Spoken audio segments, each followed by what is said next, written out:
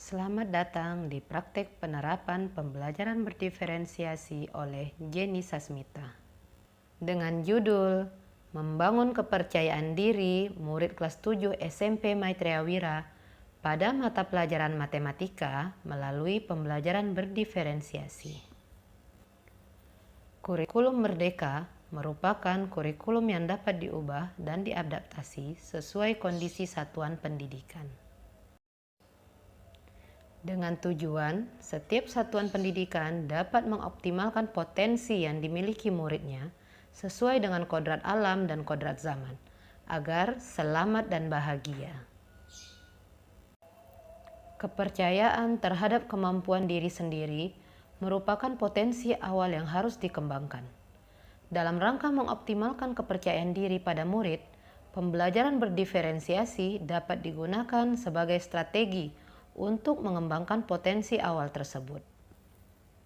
Adapun tahapan yang dilalui dalam pembelajaran berdiferensiasi ini adalah: yang pertama, refleksi tentang kesan murid terhadap pengalaman belajar mereka pada tahun sebelumnya. Refleksi ini dapat dijadikan guru sebagai acuan untuk pertemuan berikutnya. Yang kedua, melakukan tes awal untuk mengetahui kemampuan literasi dan numerasi murid.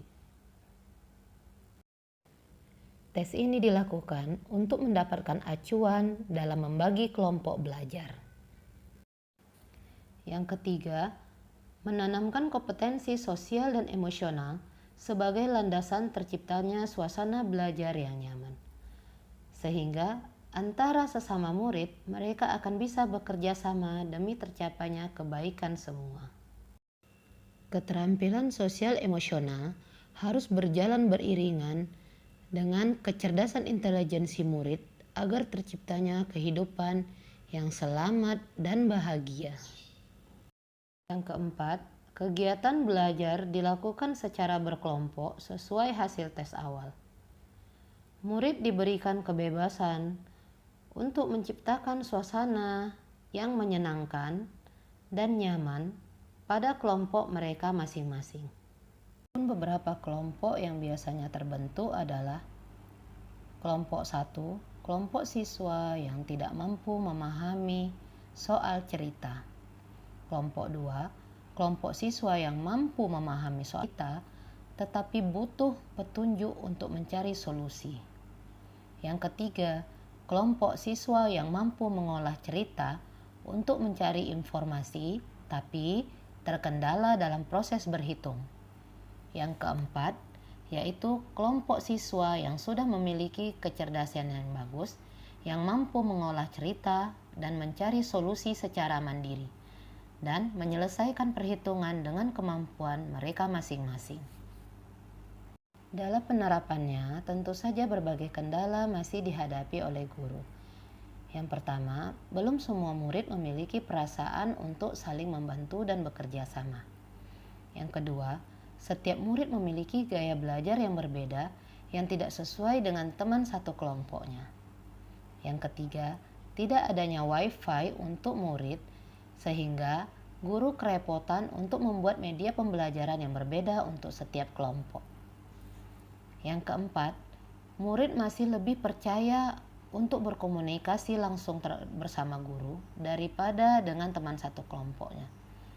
Hal ini tentu saja menyita perhatian guru dan sedikit mengabaikan murid yang memiliki kemampuan yang harus benar-benar diperhatikan. Yang kelima, setiap kelas memiliki karakter murid yang berbeda dalam menerima pembelajaran. Hal ini tentu saja menuntut kreativitas guru untuk menciptakan pembelajaran yang sesuai dengan karakter murid di kelasnya masing-masing. Yang kelima, pemberian tes dengan cara bervariasi, yaitu di dalam atau di luar kelas. Kegiatan ini dilakukan sebagai suatu strategi untuk meminimalisir kebosanan murid berada di dalam kelas dan menciptakan kerjasama tim yang kuat. Yang terakhir, melakukan refleksi di akhir pembelajaran sebagai panduan guru untuk pertemuan berikutnya. Demikianlah praktek pembelajaran berdiferensiasi yang telah saya lakukan. Terima kasih, salam dan bahagia, Bapak dan Ibu guru hebat.